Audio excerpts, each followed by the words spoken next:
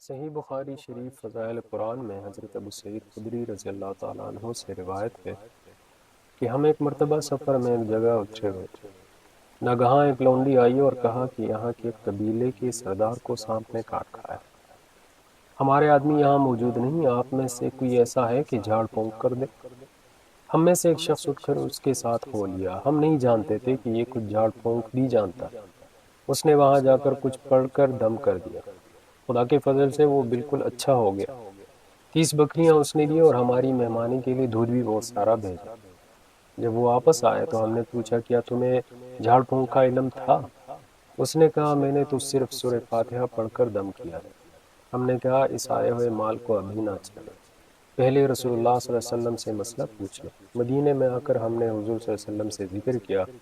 آپ صلی اللہ علیہ وسلم نے فرمایا اسے کیسے معلوم ہوا کہ یہ پڑھ کر دم کرنے کی صورت ہے؟ فرمایا اس مال کے حصے کر دو، میرا بھی ایک حصہ لگا۔ صحیح مسلم شریف اور ابو داود میں بھی یہ حدیث ہے۔ مسلم کی بعض روایتوں میں ہے کہ دم کرنے والے حضرت ابو سعید خدری رضی اللہ تعالیٰ عنہ ہی